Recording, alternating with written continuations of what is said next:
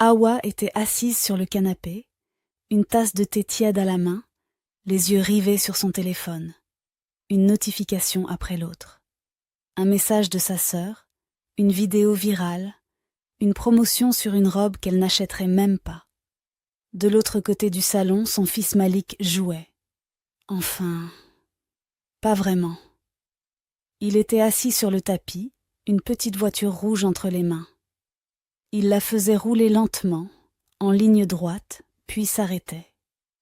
Il en prenait une autre, une bleue cette fois, et répétait le même mouvement. Aucune explosion imaginaire, aucun bruitage, aucune histoire. Avant, Malik parlait tout le temps. Il commentait ses aventures, criait de joie, imitait le rugissement des moteurs. Aujourd'hui, rien. Le silence. Hawa fronça les sourcils et leva brièvement les yeux de son écran. « Malik, tout va bien ?»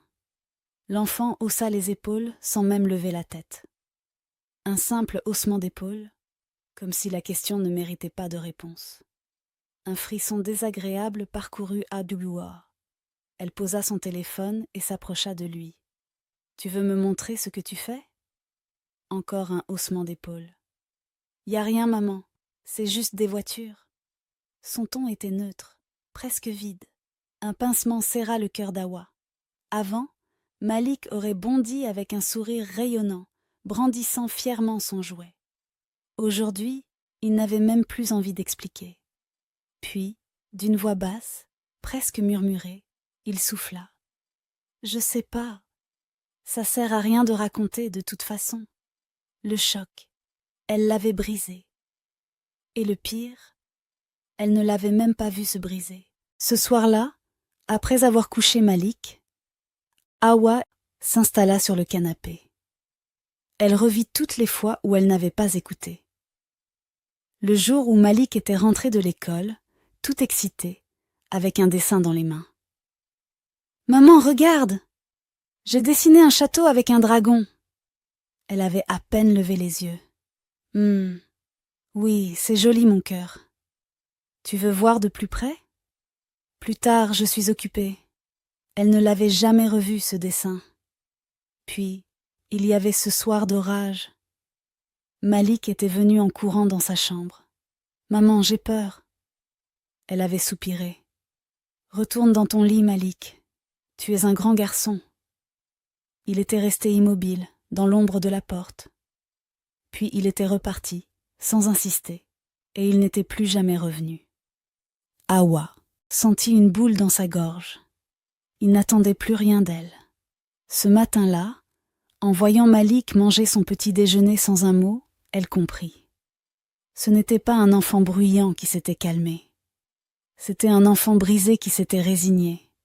Et si c'était trop tard, ce n'était pas une crise passagère. Ce n'était pas une phase. Malik avait changé. Il ne posait plus de questions. Il ne regardait plus Hawa dans les yeux. Son rire s'était éteint. Elle l'avait perdu petit à petit, sans même s'en rendre compte. Et maintenant, il ne croyait plus en elle. Cette nuit-là, seule dans sa salle de bain, Hawa s'effondra en silence. Elle s'assit sur le bord de la baignoire, la tête entre les mains. Les larmes coulaient sur son visage, mais aucun son ne sortait. Elle se revoyait, encore et encore, en train de repousser Malik, sans le vouloir, sans même s'en rendre compte. Elle se rappela tous les pas maintenant, Malik. Tous les « on verra plus tard ». Tous les « je suis occupée ». Elle ne voulait pas lui faire de mal. Mais elle l'avait fait. Et si elle ne retrouvait jamais son fils ? Le lendemain, Hawa tenta de rattraper les choses. Au petit déjeuner, elle s'assit en face de Malik et essaya de renouer la conversation. « Alors, mon chéri, qu'est-ce que tu as prévu à l'école aujourd'hui ?» Malik leva à peine les yeux de son bol de céréales. « Je sais pas. » Son ton était neutre, presque froid. Hawa sentit un pincement au cœur, mais elle ne se laissa pas abattre. « Tu veux qu'on fasse quelque chose ensemble après l'école ? Un jeu, un film, ce que tu veux ?» Malik haussa les épaules. Si tu veux. C'était pire qu'un non. C'était l'indifférence totale. Le soir, elle décida de retenter. Cette fois, elle prépara son plat préféré et prit soin de dresser la table avec plus d'attention que d'habitude. Quand il s'assit, elle lui sourit. « Alors, comment s'est passée ta journée ?»« Bien. » Une réponse courte. Elle attendit une suite, mais il n'y en eut pas. « Tu as fait quelque chose d'amusant ?» Non. Hawa sentit une nouvelle boule d'angoisse monter en elle. Avant, Malik aurait parlé pendant des minutes entières. Maintenant, il lui donnait juste le strict minimum, comme si répondre était une obligation. Elle insista encore. « Tu sais, si quelque chose te dérange, tu peux m'en parler. » Cette fois, Malik s'arrêta de manger, releva un peu la tête et fixa son assiette. Puis il lâcha, d'une voix presque cassée. « Maman, pourquoi tu fais ça ?» Adiwea fronça les sourcils. « Faire quoi, mon cœur ?» Il haussa les épaules. « Me poser toutes ces questions. Me préparer ce repas. C'est pas comme ça d'habitude. » Elle voulut répondre quelque chose, lui dire qu'elle essayait de réparer. Mais à quoi bon ? Malik n'y croyait pas. Il pensait que c'était passager. Une tentative forcée. Une illusion qui disparaîtrait dès qu'elle serait occupée à nouveau. Hawa sentit une lourdeur écrasante dans sa poitrine. Elle l'avait blessée plus profondément qu'elle ne l'imaginait. Après le dîner, Malik alla s'asseoir sur le canapé, devant la télévision. Hawa le rejoignit et s'assit à côté de lui. « Tu veux qu'on regarde quelque chose ensemble ?» Il haussa les épaules. Elle alluma la télé, cherchant un dessin animé qu'il aimait autrefois.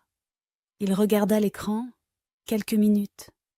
Puis il se leva, sans un mot, et alla dans sa chambre.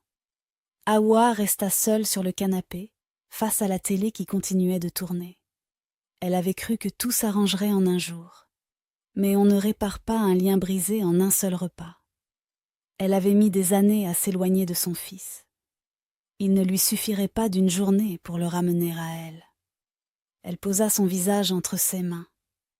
Et cette nuit-là, elle pleura encore. Mais cette fois, ce n'était pas seulement du chagrin, c'était aussi de la peur. Et si elle ne retrouvait jamais son fils ? Hawa passa la nuit à réfléchir. Elle comprenait maintenant. On ne force pas un enfant à s'ouvrir. On ne brise pas un mur en tapant dessus. On l'effrite, lentement, en étant présent, en construisant un espace sûr où il se sent prêt à revenir de lui-même. Mais comment faire ? Que restait-il entre elle et Malik ? Qu'est-ce qui pouvait encore les lier ? Et puis, au milieu de la nuit, elle se souvint. Elle ouvrit une vieille boîte qu'elle avait laissée dans le fond de son armoire. À l'intérieur, des souvenirs d'enfance de Malik, son premier body de bébé, un bracelet de naissance et des dizaines de dessins froissés.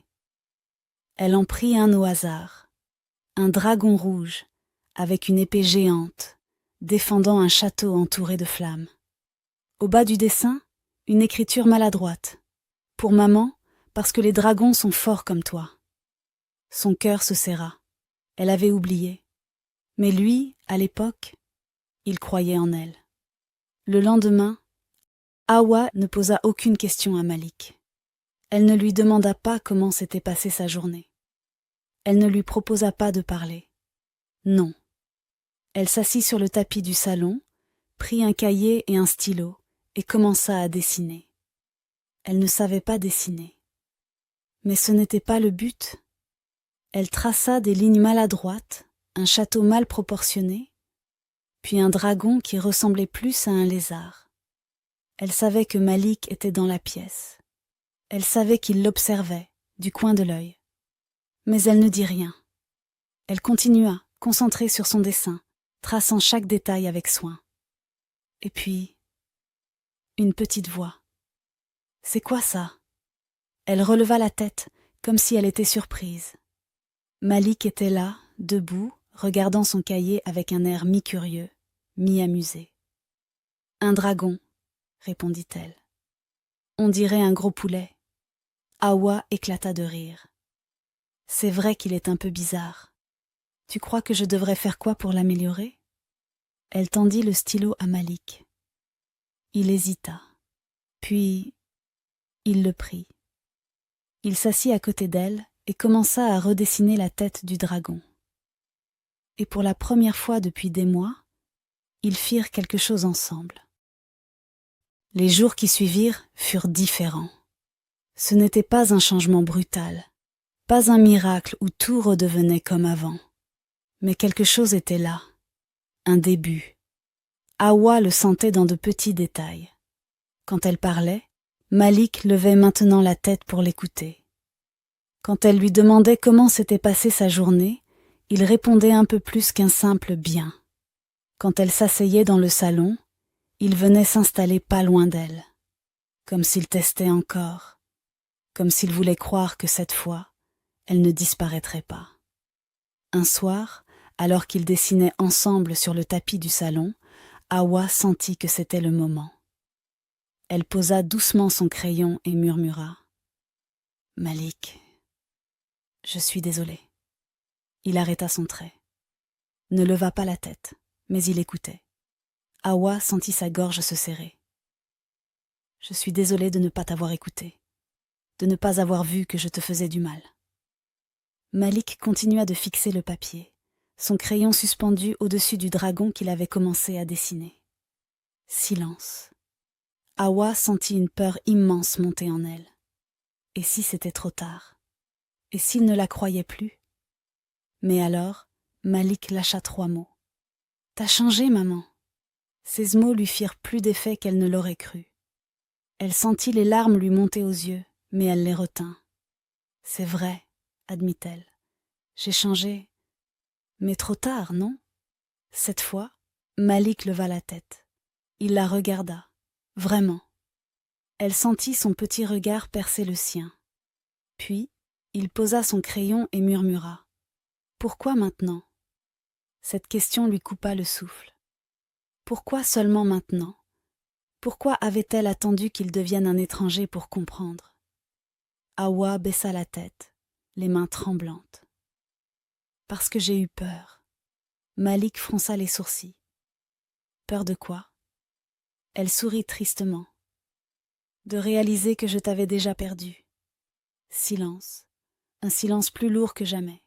Et puis, d'un coup, Malik détourna le regard et ses petites épaules se mirent à trembler.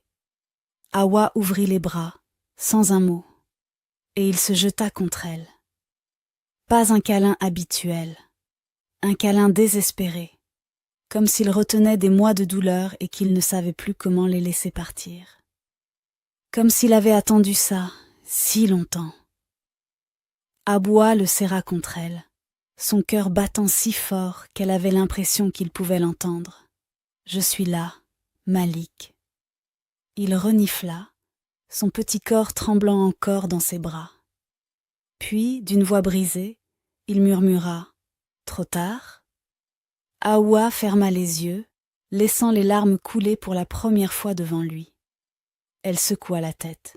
« Non, mon cœur. » Elle caressa ses cheveux, le tenant comme si elle voulait le recoller, pièce par pièce. Il n'est jamais trop tard. C'était discret, infime. Mais pour Hawa, c'était énorme. Elle savait qu'elle n'avait pas encore regagné sa confiance. Mais il n'était plus complètement perdu. Et ça valait tout. Un samedi matin, Hawa eut une idée. Elle appela Malik sans lui dire où ils allaient.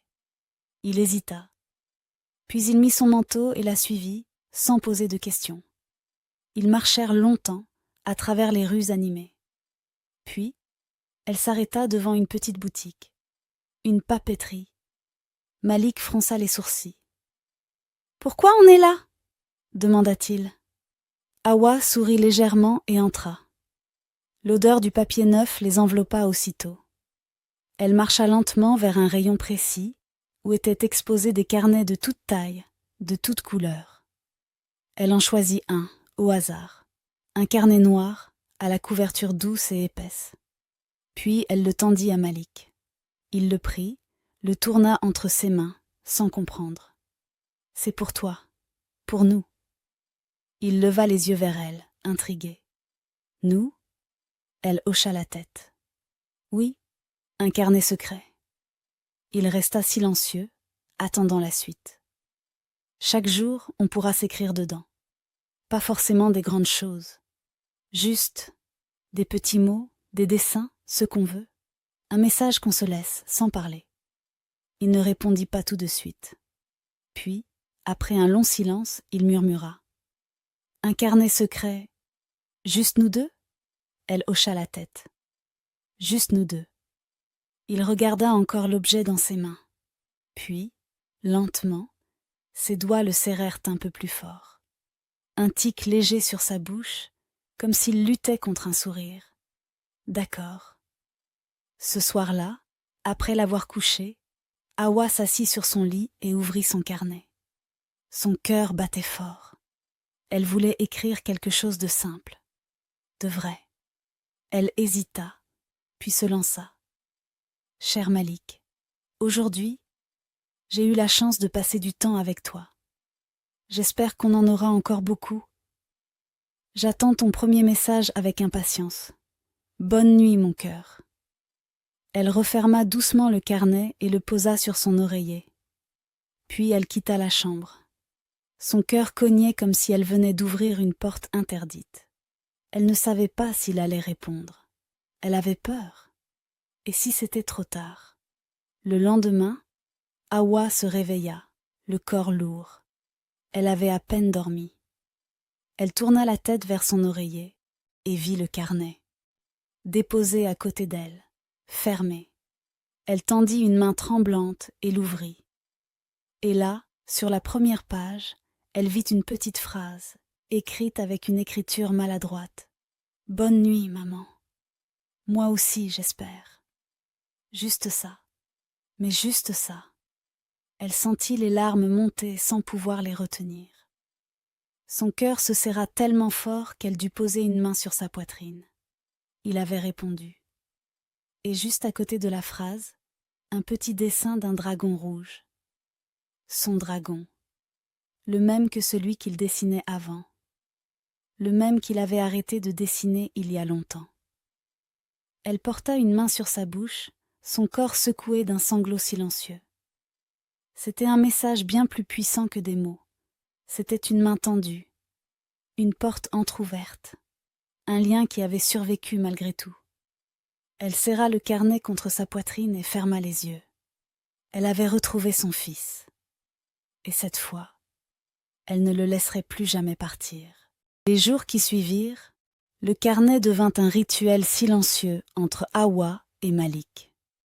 Chaque soir, elle déposait un petit mot, un souvenir, une pensée sur l'oreiller de son fils. Et chaque matin, en se réveillant, elle trouvait le carnet posé sur le sien, avec un nouveau message écrit par Malik. Parfois, il ne laissait qu'un simple « bonne nuit, maman ». D'autres fois, il dessinait des dragons, des chevaliers, des étoiles. Et parfois, il écrivait quelques mots qui faisaient battre son cœur plus fort. Aujourd'hui, j'ai bien rigolé avec toi.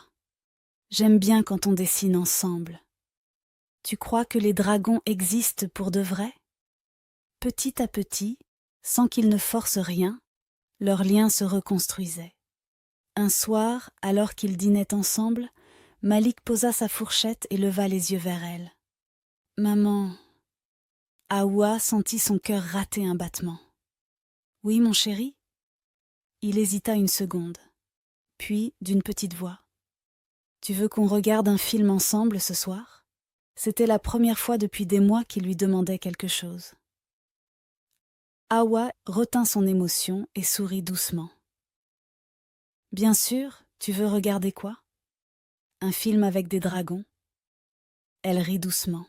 « Évidemment. » Ce soir-là, sous une couverture, avec une grande tasse de chocolat chaud, ils regardèrent ensemble leur monde renaître. Et dans la douce lumière du salon, Hawa comprit qu'elle avait retrouvé bien plus qu'un fils. Elle avait retrouvé leur monde à eux, un monde où tant qu'ils étaient ensemble, les dragons pouvaient exister. L'histoire d'Awa et Malik est bien plus qu'un simple récit.